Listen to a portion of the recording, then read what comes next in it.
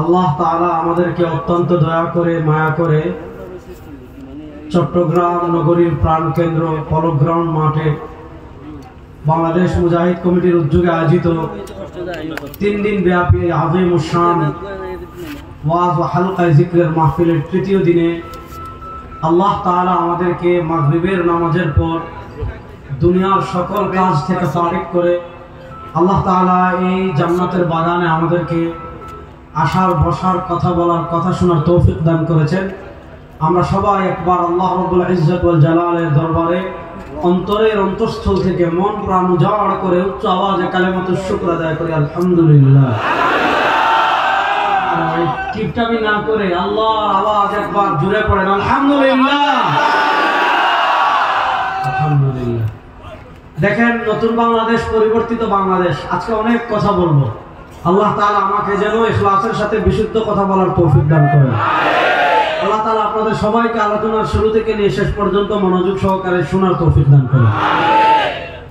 আমি যে আয়াতে কারিমা তিলাওয়াত করেছি, সেই আয়াতে কারিমায় আল্লাহ তাআলা নবী করিম সাল্লাল্লাহু আলাইহি ওয়াসাল্লামকে কেন দুনিয়াতে পাঠিয়েছেন, সরওয়ারে দু আলম সাল্লাল্লাহু আলাইহি ওয়াসাল্লামকে আল্লাহ তাআলা অনেকগুলো লক্ষ্য এবং উদ্দেশ্যকে সামনে রেখে দুনিয়াতে পাঠিয়েছেন।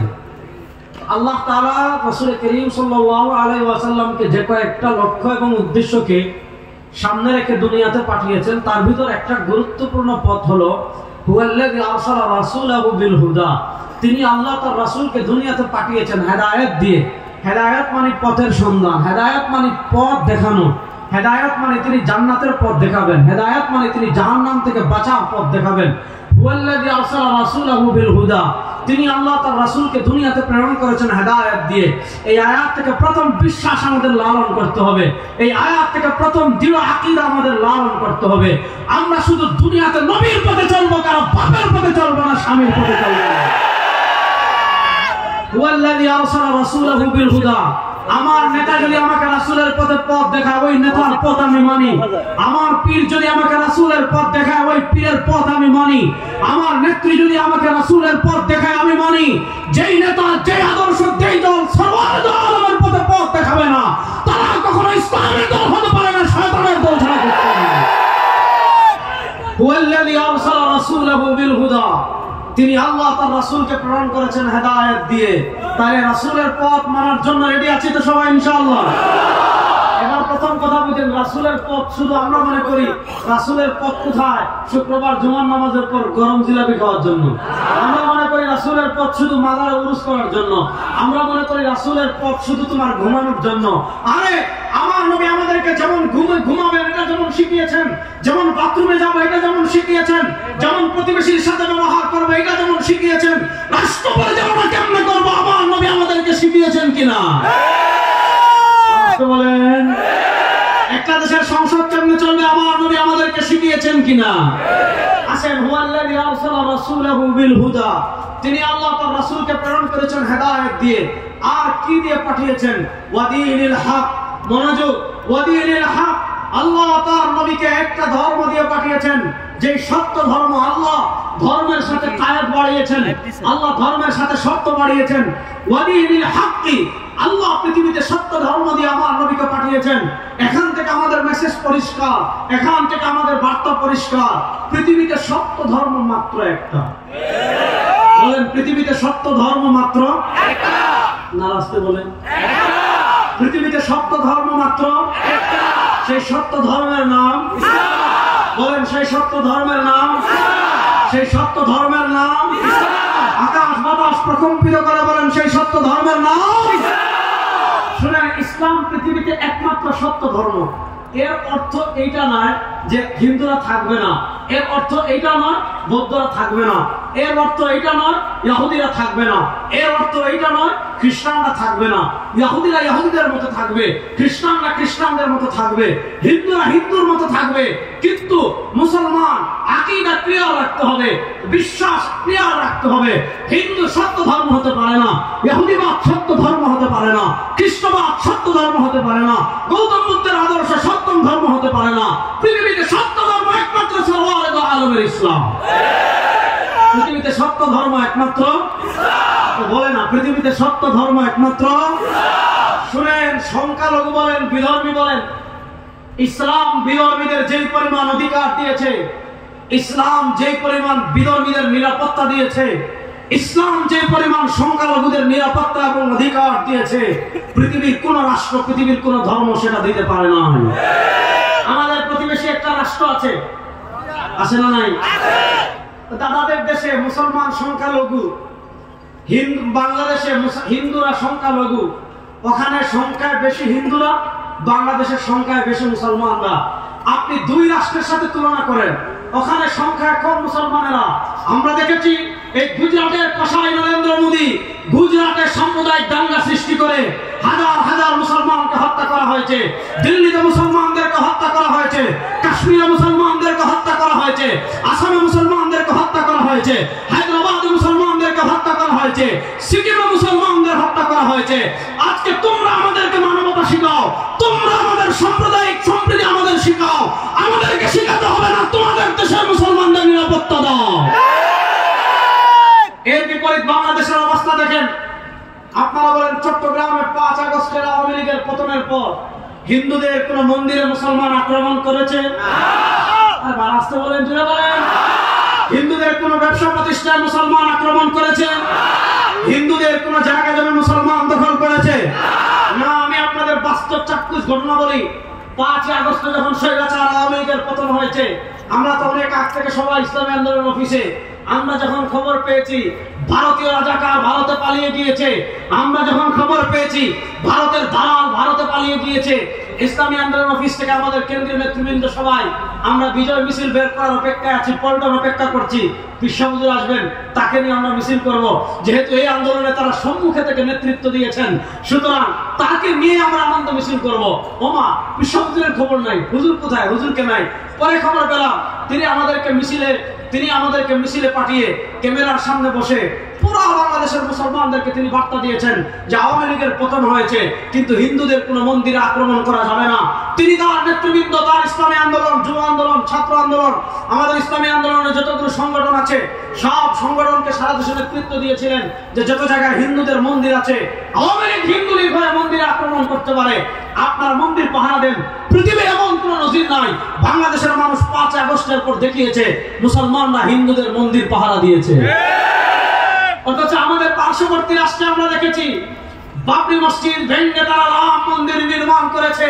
মুসলমানদের মসজিদ যারা ভেঙে দিচ্ছে, মুসলমানের মাদ্রাসা যারা ভেঙে দিচ্ছে, মুসলমানের খানকা যারা ভেঙে দিচ্ছে, সাম্প্রদায়িক দাঙ্গা সৃষ্টি করে ভারতে যারা মুসলমানদেরকে হত্যা করে, পরিষ্কার ভাষায় বলছি বাংলাদেশের দিকে হাত বাড়াবে দিল্লির লালকেল্লা পর্যন্ত আবার কালেমা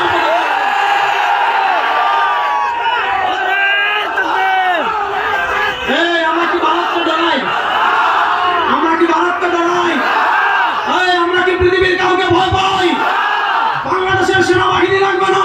যদি শুধু পীর সাহেব চরমনাই নেতৃত্ব দেয়, লক্ষ লক্ষ মুসলমান ভারতকে প্রতিহত করার জন্য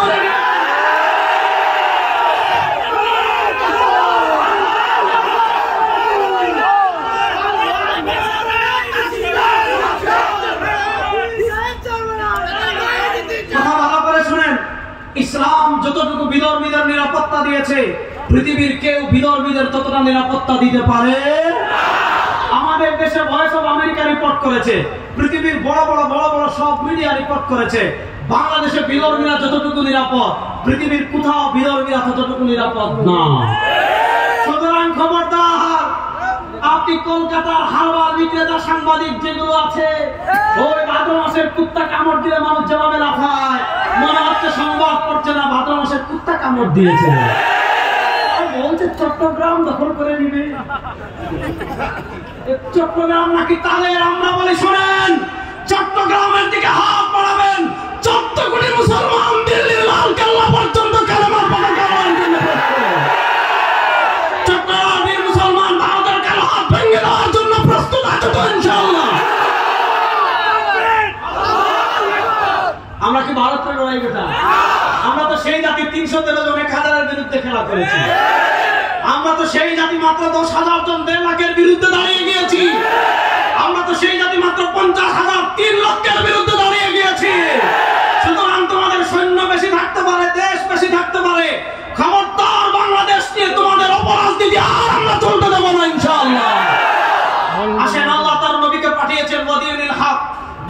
পৃথিবীতে সত্য ধর্ম একটা, সেটার নাম আরে ভাই বলেন না, পৃথিবীতে সত্য ধর্ম একটা, সেটার নাম।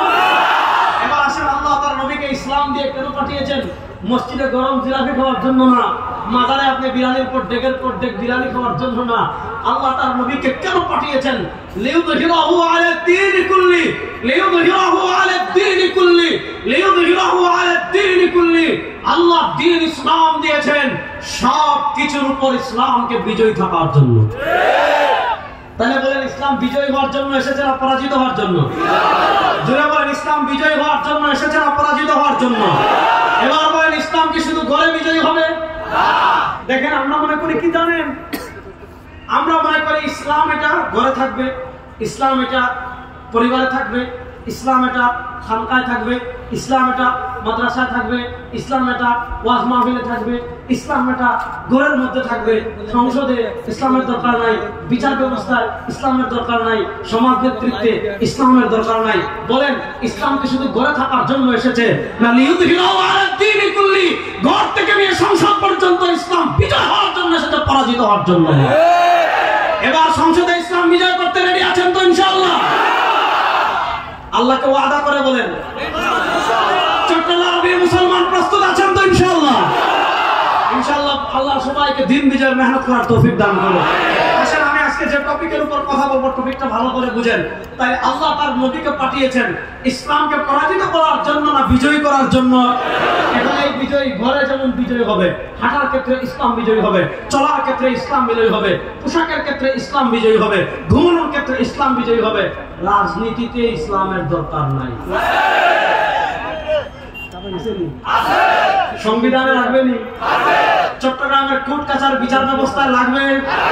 অর্থনীতিতে? সংসদের দরকার নেই। সংসদের দরকার আছে না? আসেন, এবার তারা আমাদেরকে কোন জায়গায় আঘাত করে আমি আপনাদেরকে বুঝাই। আমাদের সংবিধানে, আমি পরে দেখাবো, আগে কথা ভালো করে বুঝেন। আমাদের উপমহাদেশের একজন বিখ্যাত আলেম ছিলেন, আমাদের হাজী ইমদাদুল্লাহ মুহাজির মক্কি রাহিমাহুল্লাহ, অন্যতম খলিফা ছিলেন, দারুল দেওবন্দের প্রাণ পুরুষ ছিলেন, হাকিমুল উম্মত, মুজাদ্দিদে দ্বীন ও মিল্লাত, আল্লামা আশরাফ আলী থানভী রাহিমাহুল্লাহ। আল্লাহ তাআলা তার কবরকে জান্নাতের টুকরা বানিয়ে দেন। কি করবেন? আকারে আমিনটা জুড়ে পড়েন। আল্লাহ তাআলা আমাদের যত আকাবির আমাদেরকে ছেড়ে চলে গিয়েছেন, আল্লাহ তাআলা আমাদের সকল আকাবিরদের কবরকে জান্নাতের টুকরা বানিয়ে দেন। হাকিমুল উম্মত আল্লামা আশরাফ আলী থানভী রাহিমাহুল্লাহ তার রাজনৈতিক চিন্তা ভাবনা নিয়ে, তার রাজনৈতিক দৃষ্টিভঙ্গি নিয়ে বর্তমান পৃথিবীর সবচেয়ে বড় আলেমদের একজন শেখুল ইসলাম জাস্টিস মুফতি মুহাম্মদ তাকি উসমানী হাফিজাহুল্লাহ, শেখুল ইসলাম জাস্টিস মুফতি মুহাম্মদ তাকি উসমানী হাফিজাহুল্লাহ একটা কিতাব লিখেছেন, যে কিতাবের নাম হলো হাকিমুল উম্মত কে সিয়াসি আফকার। হাকিমুল উম্মত কে সিয়াসি আফকার, হাকিমুল উম্মতের রাজনৈতিক দৃষ্টিভঙ্গি। সেই কিতাবে তিনি প্রথম খ্রিস্টানদের একটা চিন্তাধারা তুলে ধরেছেন। তারপর ওই খ্রিস্টানদের চিন্তা খণ্ডন করতে গিয়ে মুসলমানদের ভিতর একটা উগ্রপন্থা জন্ম নিয়েছে, মুসলমানদের ভিতর সেই উগ্রপন্থারা তিনি খণ্ডন করেছেন। তারপর তিনি মুসলমানদের যে ভারসাম্যপূর্ণ অবস্থান রয়েছে, সেই ভারসাম্যপূর্ণ অবস্থান তিনি তুলে ধরেছেন। আসেন, খ্রিস্টান রাজ্য বলে পৃথিবীতে যে রাজ্যগুলোকে আমরা চিনি, সেই খ্রিস্টান রাজ্যগুলো কেমনে পরিচালিত হতো, সেই খ্রিস্টান রাজ্য পরিচালনা মৌলিক মূলনীতি কি ছিল, সেই খ্রিস্টান রাজ্য পরিচালনা মৌলিক সংবিধান কি ছিল, সেই খ্রিস্টান রাজ্যগুলো পরিচালনা মৌলিক আইন কি ছিল, হাকিমুল উম্মত লিখেছেন, শেখুল ইসলাম তাকি উসমানী হাফিজাহুল্লাহ লিখেছেন। খ্রিস্টান রাজ্য পরিচালনায় তারা একটা মৌলিক থিমই দাঁড় করিয়ে দিয়েছিল। সেই মৌলিক থিম ছিল কায়সার কায়সার, গির্জা গির্জা। মনোযোগ, তাদের রাষ্ট্র পরিচালনার একটা মৌলিক মূলনীতি ছিল কায়সার কায়সার, গির্জা গির্জা। কায়সার মানে রাষ্ট্র, গির্জা মানে ধর্মীয় উপাসনালয়, যেখানে তারা ধর্ম পালন করে, যেখানে তারা ধর্মের বিধানাবলী মানে। যেমন আমাদের মসজিদ, খ্রিস্টানদের গির্জা। তো খ্রিস্টানরা তাদের রাজ্য পরিচালনা একটা মৌলিক থিমই বানিয়েছিল, একটা মৌলিক উসুলই বানিয়েছিল, একটা মৌলিক আইন বানিয়েছিল। কিসরা কিসরা, গির্জা গির্জা। আপনি ধর্ম পালন করতে চাচ্ছেন, গির্জা যান। ধর্মের বিধান পালন করতে চাচ্ছেন, গির্জা যান। ব্যক্তি জীবনে ধর্ম প্র্যাকটিস করতে চাচ্ছেন, গির্জা যান। আপনার পরিবার নিয়ে ধর্ম মানতে চাচ্ছেন, গির্জা যান। ধর্মের শাসন মানতে চাচ্ছেন, গির্জা যান। অর্থাৎ তাদের ধর্ম গির্জার বৃত্তবন্দি ছিল, তারা তাদের ধর্মকে গির্জার ভিতরে সীমাবদ্ধ করে রেখেছে। কায়সার কায়সার, রাষ্ট্র থাকবে রাষ্ট্রের মতো, ধর্ম থাকবে গির্জায়। রাষ্ট্রের আইন কি হবে? গির্জা মাথা ঘামাবে না। রাষ্ট্রের সংবিধান কি হবে? গির্জা মাথা ঘামাবে না। রাষ্ট্রের বিচার ব্যবস্থা কি হবে? গির্জা মাথা ঘামাবে না। রাষ্ট্র শাসন করবে কারা? গির্জা মাথা ঘামাবে না। রাষ্ট্রের নেতৃত্ব দিবে কারা? গির্জা মাথা ঘামাবে না। রাষ্ট্রের বিচার ব্যবস্থা চলবে কেমনে? গির্জা মাথা ঘামাবে না। রাষ্ট্রের সংবিধান কি হবে? গির্জা মাথা ঘামাবে না। রাষ্ট্রের সংসদ চলবে কেমনে? গির্জা মাথা ঘামাবে না। অর্থাৎ ধর্ম থাকবে গির্জায়, রাষ্ট্রের কোনো ক্ষেত্রে ধর্ম থাকবে না। রাষ্ট্র রাষ্ট্রের মতো থাকবে, রাষ্ট্রের কোনো কাজে ধর্ম মাথা ঘামাবে না। এবার বলে ধর্ম থাকবে গির্জায়, রাষ্ট্রের কোনো ধর্ম থাকবে না। এটা মুসলমানদের চিন্তা, খ্রিস্টানদের আসতে বলে এই চিন্তাগুলো মুসলমানদের না খ্রিস্টানদের?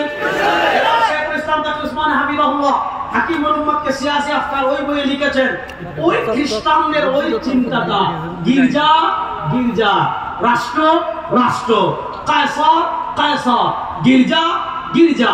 খ্রিস্টানদের ওই চিন্তাটা, যে পোশাক পরিধান করে, যে বোরকা পরিধান করে, যে লেবাস পরিধান করে মুসলমান সমাজে এসেছে, সেই বোরকা, সেই পোশাক, সেই জামার নাম হলো সেকুলারিজম তথা ধর্ম নিরপেক্ষতা। আচ্ছা বলেন, ধর্ম নিরপেক্ষতা মুসলমানদের আদর্শ না খ্রিস্টানদের? কথা বলে না, চট্টগ্রাম বেগুন জুড়ে বল না, এটাকে মুসলমানদের আদর্শ না খ্রিস্টানদের? আসেন, যারা সেকুলারিজম আবিষ্কার করেছে, যারা ধর্ম নিরপেক্ষতা আবিষ্কার করেছে, তারা ধর্ম নিরপেক্ষতার দুটা সংজ্ঞা করেছে। একটা সংজ্ঞা উগ্র সংজ্ঞা। ধর্ম নিরপেক্ষতার মূল মেসেজ যেটা ছিল, আপনি মিশরের আবু আব্দুল্লাহ মিসরি এক লেখক আছেন, তিনি ধর্ম নিরপেক্ষতা নিয়ে লম্বা আলাপ দিয়েছেন, লম্বা বই লিখেছেন। তিনি তার বইয়ে ধর্ম নিরপেক্ষতার দুটা ভাষণ দেখিয়েছেন। একটা ভাষণ হলো উগ্র ভাষণ, মূল মানে মৌলিক ভাষণ, যেটা মূলধারার ভাষণ। সেই সেকুলারিজম হলো মানে জীবনের সব জায়গা থেকে ধর্মের ছায়াকে মুছে দিতে হবে।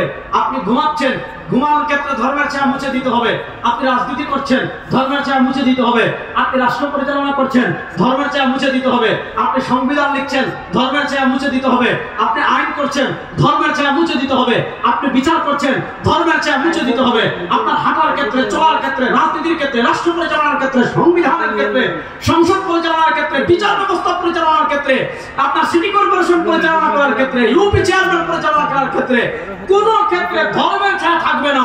ধর্ম নিরপেক্ষতা চায়, সেকুলারিজম চায় ধর্মের ছায়াকে মুছে দিতে।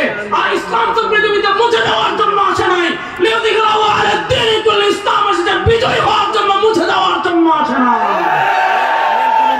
তাহলে বুঝেন ধর্ম নিরপেক্ষতা আর ইসলামের সংঘাতটা বুঝেন। ধর্ম নিরপেক্ষতা চায় সব জায়গা থেকে ইসলামের ছায়া মুছে দিতে, আর ইসলাম বলে সব জায়গায় ইসলাম মুছার তো প্রশ্নই আসে না। আপনি রাষ্ট্র পরিচালনা করবেন, কোরআনের প্রয়োজন আছে না নাই? আপনি বিচার করবেন, কোরআনের প্রয়োজন আছে না নাই? এখন খ্রিস্টানরা দেখলো এই ধর্ম নিরপেক্ষতা মুসলমান খাবে না, এই ধর্ম নিরপেক্ষতা মুসলমান নিবে না। কারণ মুসলমান যারা একবার কালেমা পড়ে, মুসলমান যারা একবার লা ইলাহা ইল্লাল্লাহ পড়ে, মুসলমান একবার যারা মুহাম্মদুর রাসূলুল্লাহ পড়ে, তারা জান্নাতে যেতে চায় কি চায় না? এজন্য বাংলাদেশে যারা গত 15 বছরে হাজার হাজার মানুষকে খুন করেছে, তারা আমাদেরকে তাহাজ্জুদের গল্প শোনাইতো না? একজন এত রাকাত তাহাজ্জুদ করেছে, 15 বছর আমাদেরকে ডেকেছে, আসেন খেলা হবে। ও ভাই, তাদের ডাক শুনতে শুনতে শুনতে শুনতে শুনতে শুনতে তারা ডাকে, আমরা গুরুত্ব দেই না। তারা ডাকে, আমরা গুরুত্ব দেই না। তারা ডাকে, আমরা গুরুত্ব দেই না। 15 বছর পর বললাম, যখন এত ডাকছো আয় বেটা খেলবো, আমরা যখন মাঠে নেমেছি ভারতের দালালরা ভারতে পালিয়ে গিয়েছে। গত 15 বছর বাংলাদেশে আপনারা দেখেছেন, আমরা যারা টুপি, আমরা যারা দাড়ি, আমরা যারা জুব্বা পরি, আমরা যারা ইসলামকে অনুশাসন মেনে চলি, আমাদেরকে তারা বলতো আমরা নাকি পাকিস্তানি রাজাকার। বাংলাদেশের কোন আলেম পাকিস্তানে পালিয়ে গিয়েছে? বাংলাদেশের কোন হুজুর পাকিস্তানে পালিয়ে গিয়েছে? শুনেন, আমাদেরকে যারা পাকিস্তানি রাজাকার বলতো, 2024 এসে পরিষ্কার হয়ে গিয়েছে এই দেশে কারা ভারতীয় রাজাকার। আমরা দেখেছি ভারতীয় রাজাকার ভারতে পালিয়ে গিয়েছে। তারা দেখলো ধর্ম নিরপেক্ষতার এই ভাষণ মুসলমান খাবে না। অর্থাৎ মুসলমানদেরকে আমরা যদি বলি জীবনের সব জায়গা থেকে ধর্মের ছায়া মুছে দিতে হবে, মুসলমান এটা মানবে না, মুসলমান এটা গিলবে না, মুসলমান এটা ধারণ করবে না। এবার তারা কি করতে হবে? আমাদের ভিতরে একদম দালাল তৈরি করেছে, আমাদের ভিতর টাকা দিয়ে পয়সা দিয়ে একদম মোল্লা মৌলবী তৈরি করেছে, একদম দালাল তৈরি করেছে, মুসলমান নামদারে একদম মুনাফিক তৈরি করেছে। যারা ধর্মনিরপেক্ষতা একটা সফট ভার্সন আবিষ্কার করেছে, যারা ধর্মনিরপেক্ষতা একটা সহজ ভার্সন আবিষ্কার করেছে, সেই সহজ ভার্সন কি, সেই সফট ভার্সন কি? ওই যে খ্রিস্টানরা বলতো কায়সার কায়সার, গির্জা গির্জা ধর্ম থাকবে, গির্জা রাষ্ট্রের কোন ধর্ম থাকবে না। এবার তারা মুসলমানদের ভিতর ধর্মনিরপেক্ষতা একটা সফট ভাষণ নিয়ে এসেছে। সেই ধর্মনিরপেক্ষতার সফট ভাষণ কি জানেন? ভাই ধর্ম পালন করতে চাচ্ছেন ব্যক্তি জীবনে করেন, ধর্ম পালন করতে চাচ্ছেন মসজিদে করেন, ধর্ম পালন করতে চাচ্ছেন মাদ্রাসায় করেন, ধর্ম পালন করতে চাচ্ছেন খানকায় করেন, ধর্ম পালন করতে চাচ্ছেন মাজারে করেন, ধর্ম পালন করতে চাচ্ছেন উরুসে করেন। খ্রিস্টানরা যেমন বলে ধর্ম থাকবে শুধু গির্জায়, তারা আমাদেরকে শিখিয়েছে আপনি ধর্ম পালন করতে চাচ্ছেন মাদ্রাসায় করেন, ধর্ম পালন করতে চাচ্ছেন খানকায় করেন, ধর্ম পালন করতে চাচ্ছেন মসজিদে করেন, ধর্ম পালন করতে চাচ্ছেন মাদ্রাসায় করেন। রাজনীতিতে ধর্ম লাগবে না, সংসদে ধর্ম লাগবে না, অর্থনীতিতে ধর্ম লাগবে না, বিচার ব্যবস্থায় ধর্ম লাগবে না, নেতৃত্বে ধর্ম লাগবে না, সংবিধানে ধর্ম লাগবে না, সিটি কর্পোরেশনে ধর্ম লাগবে না, বিচার ব্যবস্থায় ধর্ম লাগবে না, হাইকোর্টে ধর্ম লাগবে না, সুপ্রিম কোর্টে ধর্ম লাগবে না। এবার বলেন ইসলাম কি শুধু মসজিদে থাকার জন্য এসেছে, না সংসদে ইসলাম প্রতিষ্ঠার জন্য এসেছে? এতদিন ধরে তারা আমাদেরকে এই পড়াই খাইয়েছে। এজন্য দেখবেন হুজুররা যখন বলে রাষ্ট্রের নেতৃত্ব দিব আমরা, হুজুররা যখন বলে আমরা সংবিধান প্রণয়ন করব, হুজুররা যখন বলে আমরা এমপি হব, হুজুররা যখন বলে আমরা মেয়র হব, হুজুররা যখন বলে আমরা রাজনীতি করব, হুজুররা যখন বলে আমরা রাষ্ট্র পরিবর্তন করব, বলে হুজুর আপনি নামাজ পড়াইবেন, পিসা হুজুর আপনি মুরিদ করাইবেন, হুজুর আপনি মিলাদ করবেন, হুজুর আপনি খতম করবেন, আপনি এই কাজে আসলেন কেন? এই প্রশ্নটা এসেছে কোথা থেকে? ওই যে খ্রিস্টানরা আমাদের মাথায় সেট করে দিয়েছে, খ্রিস্টানরা আমাদের মাথায় বসিয়ে দিয়েছে ধর্ম থাকবে ধর্মের জায়গায়, রাষ্ট্রের কোনো ধর্ম থাকবে না। এই সেকুলারিজম আমরা বিশ্বাস করি না, রাস্তা বলেন আর বেগুন জুড়ে আমরা কি সেকুলারিজম বিশ্বাস করি? এবার আসেন ইমান ভঙ্গের একটা কারণ আজকে বলে দেয় আপনাদের। বাংলাদেশের কত মানুষ রাজনীতির কারণে ইমান হারাচ্ছে। এই গণতান্ত্রিক রাজনীতি বলেন আর সেকুলারিজমের রাজনীতি বলেন, এই রাজনীতি কত মানুষের ইমান নিয়ে যাচ্ছে। আমি আপনাদের কাছে বেশ কিছু রেফারেন্স দিয়ে যাই। আপনি এতদিন শুনেছেন মাজারে সিজদা দেওয়া হারাম, দিলে ইমান থাকে না। আপনি শুনেছেন মাজারে গিয়ে বাচ্চা চাইলে ইমান থাকে না। আপনি শুনেছেন ও বাজিদ মুস্তামির পাহাড়ের উপর যে কাসিমগুলো আছে ওগুলার ভাগ্য পরিবর্তনের অধিকারী মনে করলে ইমান থাকে না। এগুলো ঠিক আছে, মাজার সিজদা দেওয়া জায়েজ মনে করে হালাল মনে করে কেউ সিজদা দিলে তার ইমান থাকবে না। মাজারওয়ালা সন্তান দিতে পারে এমন আকীদা রেখে কেউ যদি বাচ্চা চায় ইমান থাকবে না। মাজারওয়ালা আমাকে বিপদ থেকে উদ্ধার করতে পারে, ভাগ্য পরিবর্তন করতে পারে এমন আকীদা রেখে কেউ কবরে গিয়ে চাইলে তার ইমান থাকবে না। এগুলো তো আমরা জানি। ইমান ভঙ্গের একটা আধুনিক ভাষণ আজকে আমি বলে যাই, ইমান ভঙ্গের আধুনিক একটা কারণ আমি বলে যাই। দেখেন আমার হাতে আপনারা যে কিতাব দেখতে পাচ্ছেন ওই কিতাবের নাম হলো মাকালাতুল কাউসারী। আমাদের জাতীয় মসজিদের খতিব মাওলানা মুহাম্মদ আব্দুল মালিক হাফিজাহুল্লাহ, আমার উস্তাদ মুহতারাম, তার শায়েখ হলেন, তার উস্তাদ হলেন শেখ আব্দুল ফাত্তাহ আবু হুদ্দা রাহিমাহুল্লাহ। শেখ আব্দুল ফাত্তাহ আবু হুদ্দা রাহিমাহুল্লাহ ইন্তেকাল করেছেন 1417 হিজরিতে। আর শেখ আব্দুল ফাত্তাহ আবু হুদ্দা রাহিমাহুল্লাহর উস্তাদ হলেন আল্লামা জাহিদ কাউসারী রাহিমাহুল্লাহ। তিনি ইন্তেকাল করেছেন 1371 হিজরিতে।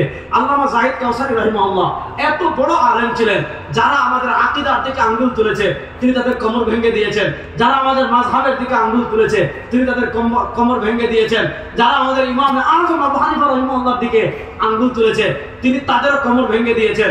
তো আল্লামা কাউসারী রাহিমাহুল্লাহ অনেকগুলো ছোট ছোট ছোট ছোট মাকালা লিখেছেন। আল্লামা জাহিদ কাউসারী রাহিমাহুল্লাহ অনেকগুলো ছোট ছোট ছোট ছোট প্রবন্ধ লিখেছেন। ওই আল্লামা কাউসারী রাহিমাহুল্লাহ প্রবন্ধগুলো একসাথে এই যে মাকালাতুল কাউসারী নামে ছেপেছে। অর্থাৎ এই মাকালাতুল কাউসারীর ভিতর আল্লামা জাহিদ কাউসারী রাহিমাহুল্লাহ ছোট ছোট যতগুলো মাকালা লিখেছেন সব মাকালা এখানে একসাথে ছাপানো হয়েছে। আমি তো সবটা পড়তে পারবো না। 278 নম্বর পৃষ্ঠায় আল্লামা জাহিদ কাউসারী রাহিমাহুল্লাহ তার মাকালাতুল কাউসারী 248 নম্বর 78 নম্বর পৃষ্ঠায় একটা শিরোনাম দিয়েছেন হুকমু মুহাওয়ালাতি ফাসলিদ দ্বীন আনিদ দাওলা। আল্লামা কাউসারী রাহিমাহুল্লাহ একটা শিরোনাম দিয়েছেন হুকমু মুহাওয়ালাতি ফাসলিদ দ্বীন আনিদ দাওলা। কোন মুসলমান যদি মনে করে ধর্ম আলাদা রাষ্ট্র আলাদা। কোন মুসলমান যদি বলে ধর্ম থাকবে শুধু ঘরে, কোন মুসলমান যদি মনে করে ধর্ম থাকবে শুধু খানকায়, কোন মুসলমান যদি মনে করে ধর্ম থাকবে শুধু মসজিদে, কোন মুসলমান যদি মনে করে সংবিধানে ধর্মের দরকার নাই, কোন মুসলমান যদি মনে করে রাজনীতিতে ধর্মের দরকার নাই, কোন মুসলমান যদি মনে করে বিচার ব্যবস্থায় ধর্মের দরকার নাই, কোন মুসলমান যদি মনে করে অর্থনীতিতে ধর্মের দরকার নাই, কোন মুসলমান যদি মনে করে রাষ্ট্র পরিচালনায় ধর্মের দরকার নাই, হুকম মুহাওয়ালাতি ফসলি দ্বীন আনিদ দাওলা, কোন মুসলমান যদি মনে করে ধর্ম আলাদা রাষ্ট্র আলাদা, রাষ্ট্রের কোন কাজে রাষ্ট্রের কোন ক্ষেত্রে ধর্মের কোন দখল নাই, ধর্ম লাগবে না। আল্লামা কাউসারী রাহিমাহুল্লাহ তার হুকম মুহাওয়ালাতি ফসলি দ্বীন আনিদ দাওলা এই কিতাবে লিখেছেন, ফাল মুসলিমু ইযা তালাবা বিমিসলি যালিকা ফি সালামাতি আকলি। যুবকরা মানে কান শুনে শুনেন, কান খুলে শুনেন। আল্লামা কাউসারী রাহিমাহুল্লাহ লিখেছেন, ফাল মুসলিমু ইযা তালাবা বিমিসলি যালিকা ফি সালামাতি আকলি। কোন মুসলমান যদি সুস্থ মস্তিষ্কে এটা মনে করে রাজনীতিতে ইসলাম লাগবে না, অর্থনীতিতে ইসলাম লাগবে না, ওই যে আমাদের শাহবাগী সুশীলরা যেভাবে বলে টকশোতে বলে যে রাজনীতিতে ইসলাম কেন, অর্থনীতিতে ইসলাম কেন, বিচার ব্যবস্থা ইসলাম কেন, রাষ্ট্র পরিচালনা ইসলাম কেন, সংসদে ইসলাম কেন। ফাল মুসলিমু ইযা তালাবা বিমিসলি যালিকা ফাল মুসলিমু ইযা তালাবা বিমিসলি যালিকা ফি সালামাতি আকলিহি। কোন মুসলমান যদি সুস্থ মস্তিষ্কে এই কথা বলে, আল্লামা কাউসারী রাহিমাহুল্লাহ আজ থেকে 80 বছর আগে ফতোয়া দিয়ে গিয়েছেন, কোন মুসলমান যদি এটা বলে ধর্ম শুধু ঘরের জন্য আসছে, রাষ্ট্রের কোন কাজে ধর্ম লাগবে না, তার ঈমান থাকবে না, সে মুরতাদ হয়ে যাবে। তাহলে বলেন রাষ্ট্রের সব কাজে ইসলাম প্রতিষ্ঠার প্রয়োজন আছে না নাই? এই চট্টগ্রাম মুসলমান ব্যক্তিগণ জুড়ে বলেন প্রতিষ্ঠার প্রয়োজন আছে না নাই? তাহলে এবার এই পরিবর্তিত বাংলাদেশের সংসদে আপনারা ইসলামকে দেখতে চান কি চান না? বিচার ব্যবস্থা ইসলামকে দেখতে চান কি চান না? আরে সেকুলারিজমের বাংলাদেশ দেখেছি, ডেমোক্রেসির বাংলাদেশ দেখেছি, সব বাংলাদেশের খেলা শেষ হয়ে গিয়েছে। 2025-এর বাংলাদেশ ইসলামের বাংলাদেশ হবে ইনশাআল্লাহ। তাহলে বলেন রাষ্ট্রের সব জায়গায় ধর্মের প্রয়োজন আছে না নাই? তাহলে এবার সংসদে ইসলাম প্রতিষ্ঠা করার জন্য মুসলমান রেডি আছেন তো ইনশাআল্লাহ? 4-5 জন রেডি আছেন। সংসদে ইসলাম প্রতিষ্ঠার জন্য রেডি আছেন তো ইনশাআল্লাহ? যদি পীর সাহেব চরমনাই সব, যদি পীর সাহেব চরমনাই বাংলাদেশের সব ইসলামী দলকে নিয়ে ঐক্যবদ্ধভাবে আপনাদেরকে ডাক দেন, ও বাংলাদেশের যুবক, ও বাংলাদেশের তরুণ, ও বাংলাদেশের মুসলমান, যদি পীর সাহেব চরমনাই সহ ইসলামী নেতৃবৃন্দ ঐক্যবদ্ধ হয়ে আপনাদেরকে ডাক দেন, আর সেকুলারিজম চাই না, আর ডেমোক্রেসি চাই না, আর মানুষের তন্ত্রমন্ত্র চাই না, এবার ইসলামের বাংলাদেশ গড়ব, ইসলামের বাংলাদেশ গড়ার জন্য প্রস্তুত আছেন তো সবাই ইনশাআল্লাহ?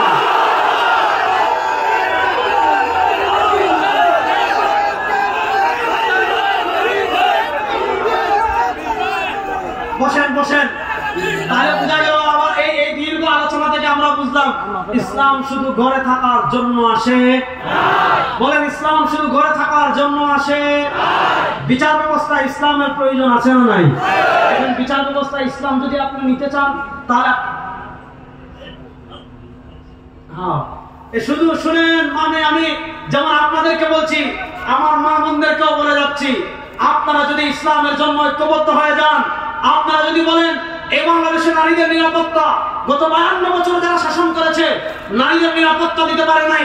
আমরা দেখেছি নদীতে নারীর লাশ পাওয়া যায়, আমরা দেখেছি খালে নারীর লাশ পাওয়া যায়, আমরা দেখেছি বিভিন্ন অভিজাত হোটেলে নারীদের লাশ পাওয়া যায়। আর ইসলাম যে পরিমাণ নারীদের অধিকার এবং নিরাপত্তা দিয়েছে, পৃথিবীর কোন আদর্শ ততটা নিরাপত্তা দিতে পারে।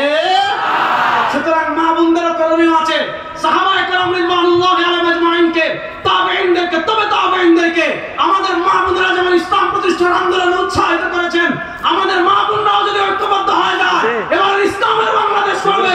আল্লাহর কসম করে বলি, বাংলাদেশে ইসলামের বিজয় কেউ আটকে রাখতে পারবে না ইনশাআল্লাহ। ইসলামের বিজয় আপনি একটু আপনার কি লাগে না?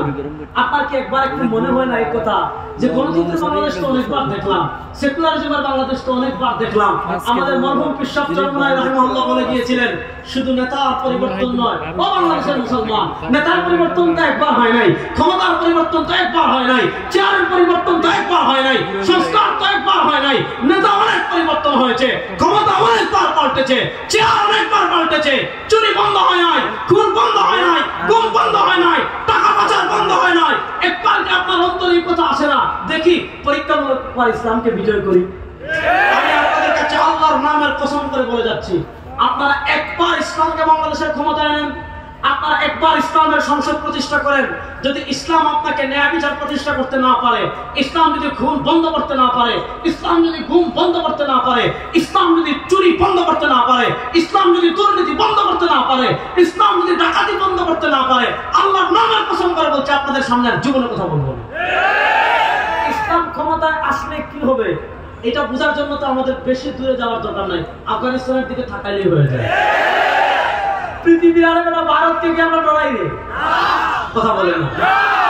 আপনার আওয়ামী লীগ বাগার 5 মাস হয়েছে, এখন আপনাদের ভয় যায় নাই? আরে আফগানিস্তানের মুসলমান, এই চট্টগ্রামের সবুজ পাগড়িওয়ালারা বলে যাচ্ছি, আফগানিস্তানের কালো পাগড়িওয়ালারা যদি কালেমার পতাকা উড়াতে পারে, বাংলাদেশের সবুজ পাগড়িরা কালেমার পতাকা উড়ানোর জন্য প্রস্তুত আছে তো ইনশাআল্লাহ।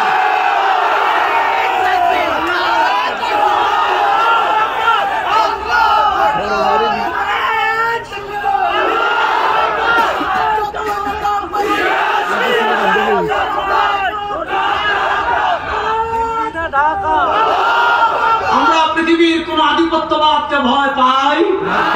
আর আমাদের তো স্লোগান একটা আছে, আল্লাহু আকবার। আমাদের তো মিছিল একটা আছে, লা ইলাহা ইল্লাল্লাহ। আরে আমরা তো সেই জাতি, আল্লাহ দুনিয়াতে যত নবী পাঠিয়েছেন, যত রাসূল পাঠিয়েছেন, আল্লাহ কোরআনে বলেছেন, ওয়া মা আরসালনা মিন ক্বাবলিকা মির রাসূলিন ইল্লা নুহি ইলাইহি আন্নাহু লা ইলাহা ইল্লা আনা ফা'বুদুন। আমার নবীর প্রথম স্লোগান ছিল, ইয়া আইয়ুহান নাস কুলু লা ইলাহা ইল্লাল্লাহ তুফলিহুন। আমরা কারো বাপের স্লোগান দেই না, আমরা কারো নেত্রীর স্লোগান দেই না, আমরা যেমন খানকায় স্লোগান দেই লা ইলাহা ইল্লাল্লাহ, এখন থেকে রাজপথে জয় বাংলার কোন স্লোগান না, আমাদের স্লোগান হবে লা ইলাহা ইল্লাল্লাহ। আমাদের স্লোগান হবে লা ইলাহা ইল্লাল্লাহ। লা ইলাহা ইল্লাল্লাহ আমাদের জাতীয় স্লোগান হোক, চান কি চান না? লা ইলাহা ইল্লাল্লাহকে জাতীয় স্লোগান বানাতে হলে সংসদে ইসলামকে নিতে হবে। রেডি আছেন তো মুসলমান? তাহলে আমরা বুঝা গেল মূল কথার পয়েন্ট হারাইয়েন না। মূল কথা হলো ইসলাম শুধু মসজিদে থাকার জন্য আসে না। মসজিদে নামাজ পড়বেন কেমনে, এই বিধান যেমন ইসলামে আছে। খানকায় জিকির করবেন কেমনে, ওই বিধান যেমন ইসলামে আছে। দোকানে ব্যবসা করবেন কেমনে, ওই বিধান যেমন ইসলামে আছে। আদালতে বিচার করবেন কেমনে, ওই বিধান যেমন ইসলামে আছে। সংসদে বসে রাষ্ট্র পরিচালনা কেমনে করবেন, ইসলামে আছে না না? সংসদের বিধানগুলো বাংলাদেশে বাস্তবায়ন করার দরকার আছে না না? এবার আমি আপনাদেরকে আরেকটা ইতিহাস বলি। প্রোগ্রামটা অনেক, বক্তার সময় অনেক কম, যেহেতু আমি জাতীয় উলামা আইম্মা পরিষদের সাধারণ সম্পাদক, আমার দায়িত্ব একটু বেশি, এজন্য একটু বেশি সময় চেয়ে নিয়েছি। খুব ভালো করে কথা বুঝেন। এবার আমি আপনাদেরকে একটা ইতিহাস শোনাই, শুনেন। আমরা এক স্বাধীনতার গল্প জানি, যেটা হয়েছে 1971-এ। খুব মনোযোগ দিয়ে বুঝেন। 1971 সালের আগে আমাদের স্বাধীনতা আরেকটা আছে। ওই স্বাধীনতার গল্প তারা আমাদেরকে শিক্ষা দেয় না, ওই স্বাধীনতার গল্প তারা আমাদেরকে বলে না। কেন বলে না জানেন? কারণ 47-এর স্বাধীনতায় সবচেয়ে বেশি অবদান ছিল আলেমদের। তাহলে আমরা এক স্বাধীনতা লাভ করেছি 71-এ, এক স্বাধীনতা লাভ করেছি 47-এ। আসেন 1947-এর আগে, মনোযোগ দিয়ে যুবকরা শোনো, 1803 সাল থেকে নিয়ে 1947 সাল পর্যন্ত এই 150 বছরের কাছাকাছি সময় প্রাতিষ্ঠানিকভাবে আমাদের ভারত উপমহাদেশের ক্ষমতায় ছিল ইস্ট ইন্ডিয়া কোম্পানি, ইংরেজরা। এবার মুসলমান বলে, ইস্ট ইন্ডিয়া কোম্পানি দেশের মালিক ছিল না ডাকাত ছিল? আসতে বলে, ইস্ট ইন্ডিয়া কোম্পানি ইংরেজরা দেশের মালিক ছিল না ডাকাত ছিল? ডাকাতদের বিরুদ্ধে দীর্ঘ সংগ্রাম হলো। আপনি 1833-এর বালাকোট, 1857 সালের সিপাহী বিপ্লব, 1866 সালে দারুল দেওবন্দ প্রতিষ্ঠা, তারপর শেখুল মাহমুদ হাসান দেওবন্দি রাহিমাহুল্লাহর নেতৃত্বে রেশমির মাল আন্দোলন, শায়খুল আরবি ওয়াল আজম শেখ হুসাইন আহমদ মাদানী নওয়াল্লাহু মারকাদাহুর নেতৃত্বে ব্রিটিশ বিরোধী আন্দোলন, সিপাহী বিপ্লবে যান হাজী ইমদাদুল্লাহ মুহাজির মক্কিকে পাবেন, সিপাহী বিপ্লবে যান ফকিহুন নাস আল্লামা রশিদ আহমদ গাঙ্গুহিকে পাবেন, সিপাহী বিপ্লবে যান আপনি পাবেন হলেন হুজ্জাতুল ইসলাম কাসিম নাজমী রাহিমাহুল্লাহকে।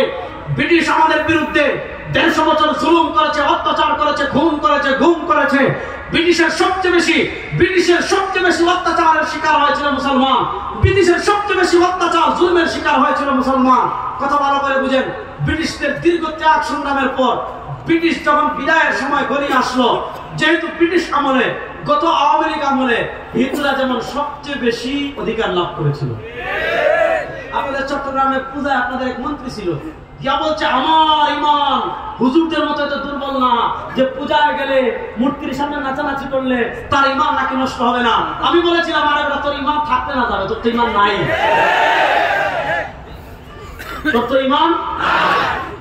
1947-এর আগে মুসলমান তখন আন্দোলন করেছে, আর হিন্দুদের সাথে থাকবো না, মুসলমানের আলাদা আবাস ভূমি লাগবে। 1947-এর 14 অথবা 15 আগস্ট তারিখটা সঠিক এই মুহূর্তে মনে পড়ছে না, আরবি তারিখটা আমি বলি, ইংরেজিটা আমি না বললে সমস্যা নাই।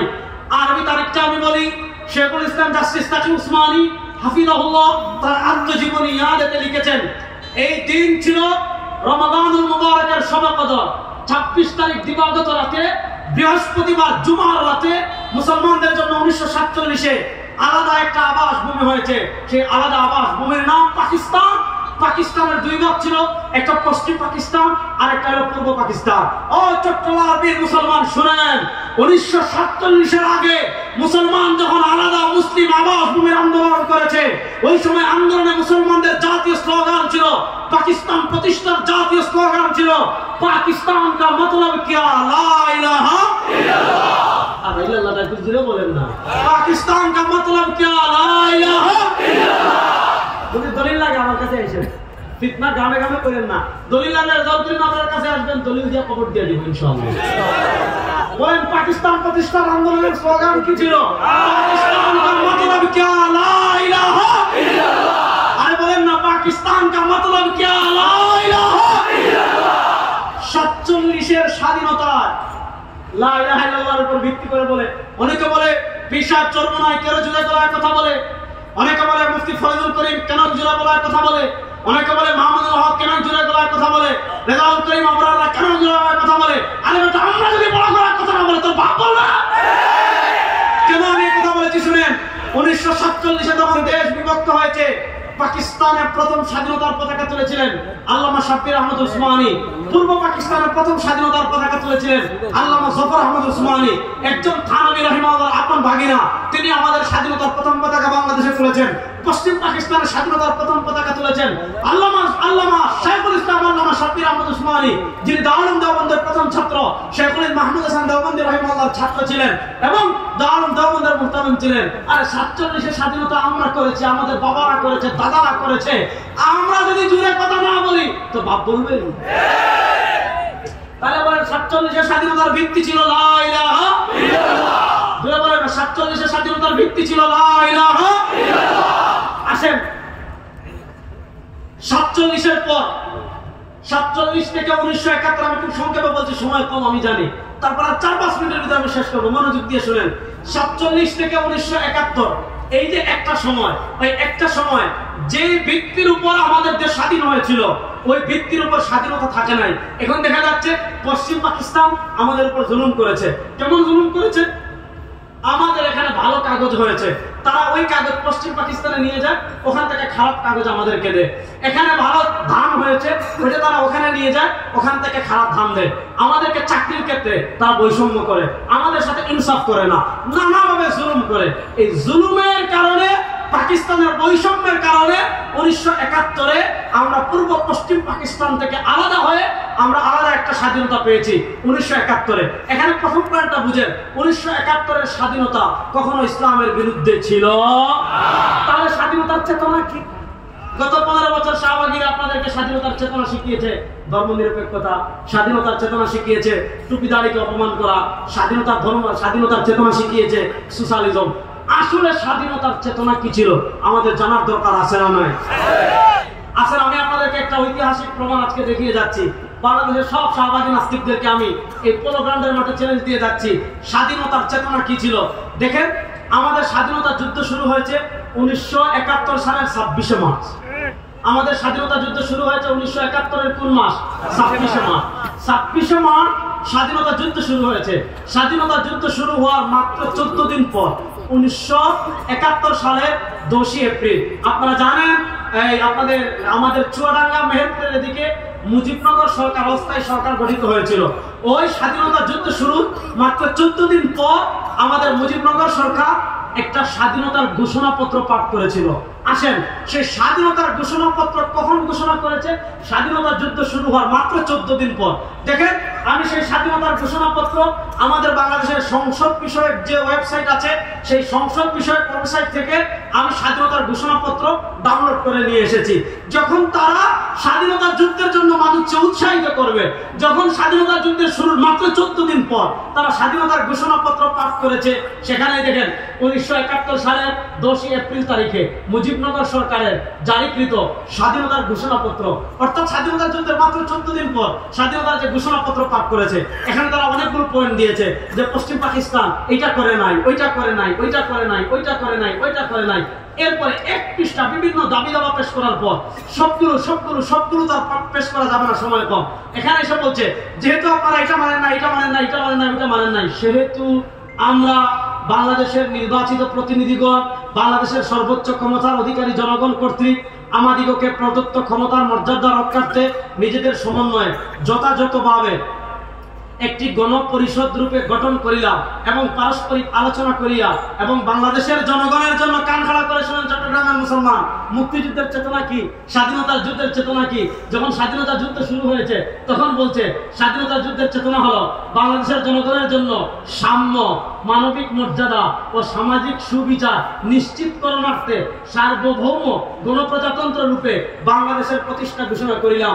যখন মুক্তিযুদ্ধ চলে তখন বলেছে মুক্তিযুদ্ধের চেতনা হলো তিনটা, একটা হলো সাম্য, বলেন একটা হলো, আরে জোরে বলেন না, বেগুন জোরে বলেন, একটা হলো, আরেকটা হলো মানবিক মর্যাদা, আরেকটা হলো মানবিক মর্যাদা, তারপর লিখেছে সামাজিক সুবিচার। যখন মুক্তিযুদ্ধ চলে তখন বলেছে তিনটা চেতনাকে সামনে রেখে যুদ্ধ করছি। একটা হলো স্বাধীনতার ঘোষণাপত্রে লিখেছে তিনটা চেতনাকে সামনে রেখে যুদ্ধ করছি, সাম্য, মানবিক মর্যাদা, সামাজিক ন্যায় বিচার। আসেন, আমরা 16 ডিসেম্বর স্বাধীন হইলাম।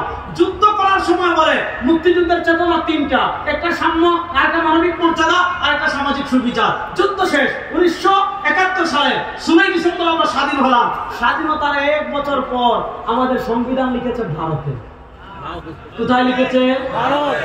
এই পয়েন্টটা প্রথম মাথায় রাখবেন, সংবিধান লিখেছে কোথায়? আসেন, যখন যুদ্ধ চলে তখন বলে সাম্য, মানবিক মর্যাদা, সামাজিক ন্যায় বিচার। যুদ্ধ শেষ হয়েছে, যুদ্ধের 1 বছর পর আমাদের সংবিধানের 1 নম্বর পৃষ্ঠায় আসেন মুক্তিযুদ্ধের চেতনা কি লিখে। আমরা অঙ্গীকার করিতেছি যে সকল মহান আদর্শ আমাদের বীর জনগণকে জাতীয় মুক্তি সংগ্রামে আত্মনিয়োগ ও বীর শহীদদিগকে প্রাণোৎসর্গ করিতে উদ্বুদ্ধ করিয়াছিল, জাতীয়তাবাদ, সমাজতন্ত্র, গণতন্ত্র ও ধর্মনিরপেক্ষতার সে সকল আদর্শ এই সংবিধানের মূলনীতি হইবে। দেখেন, যখন যুদ্ধ চলে তখন বলে তিনটা, সাম্য, মানবিক মর্যাদা, সামাজিক ন্যায় বিচার। আর যুদ্ধ শেষ হওয়ার পর ভারতে গিয়ে লেখে আমাদের মুক্তিযুদ্ধের চেতনা নাকি সমাজতন্ত্রবাদ। সমাজতন্ত্রবাদ বুঝছেন? সমাজতন্ত্রবাদকে ইংরেজিতে বলে সোশ্যালিজম। সোশ্যালিজম মানে কি? ব্যক্তি মালিকানা কোনো জিনিস নাই। আপনি চাকরি করে টাকা কামাচ্ছেন, এই টাকার মালিক হবে রাষ্ট্র। আপনি প্রবাসে টাকা কামাচ্ছেন, এই টাকার মালিক হবে রাষ্ট্র। আপনি জমি কিনেছেন, আপনার মালিকানা না, আপনার জমিনের মালিক রাষ্ট্র। আপনি টাকা কামাচ্ছেন, আপনার টাকার মালিক রাষ্ট্র, আপনার ব্যাংক ব্যালেন্সের নামে রাষ্ট্র। এই সোশ্যালিজম কোনো মানুষের আদর্শ হতে পারে না, এটা জানোয়ারদের মাত করতে আদর্শ। ওই আদর্শ আর বাংলাদেশে চলবে না ইনশাআল্লাহ। 1 নম্বর লিখেছে মুক্তিযুদ্ধের আদর্শ সোশ্যালিজম। তারপরে আরেকটা লিখেছে ধর্ম নিরপেক্ষতা। ওই ধর্ম নিরপেক্ষতা মানে এতক্ষণ আমি বুঝালাম রাষ্ট্রের কোনো ধর্ম লাগবে না, অর্থনীতির ধর্ম লাগবে না, বিচার ব্যবস্থায় ধর্ম লাগবে না, সংবিধানে ধর্ম লাগবে না, সংসদে ধর্ম লাগবে না, ধর্ম থাকবে খানকায়, ধর্ম থাকবে মসজিদে, ধর্ম থাকবে মাজারে। প্রশ্ন হলো ভাই, এই যে তুমি লেখলা যে ধর্ম নিরপেক্ষতার জন্য আমার ভাইরা যুদ্ধ করেছে, যখন স্বাধীনতার যুদ্ধ ঘোষণাপত্র পাঠ করেছিলা, ধর্ম নিরপেক্ষতা কোথায় ছিল? সুতরাং ধর্ম নিরপেক্ষতা মুক্তিযুদ্ধের চেতনা আমরা মানি না। ঠিক আছে বলে আবার ঠিক বললো, ঠিক বেঠিক বললো, ঠিক। আমাদের চেতনা একমাত্র ইসলাম, ইসলামের বাইরে কোনো চেতনা আমরা মানি না। 92% মুসলমান কোন চেতনার বাইরে মানতে চায়। আসেন, তাহলে এই যে 92% মুসলমান, আপনারা অন্তর্বর্তীকালীন সরকার ক্ষমতায় এসেছেন, আপনারা সংবিধান সংশোধনের কথা বলছেন, সংস্কারের কথা বলছেন।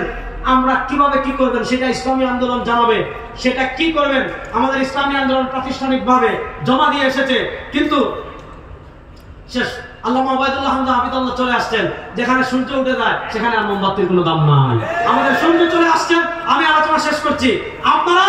আপনারা সংবিধান সংশোধন যা ইচ্ছা তা করেন, কিন্তু ধর্ম নিরপেক্ষতাকে বাদ দিয়ে আল্লাহর উপর পূর্ণ আস্থা এবং বিশ্বাস আমাদের সংবিধানে আবার যুক্ত করতে হবে। এই দাবির সাথে আপনারা একমত আছেন না? ইনশাআল্লাহ আমরা ধর্ম নিরপেক্ষতা আমাদের সংবিধানে আবার দেখতে চাই। শেষ কথা বলে যাচ্ছি, ছোট্ট একটা রিসালা দেখিয়ে যাই। এটা আজকে আর পড়লাম না, সামনে পড়বো।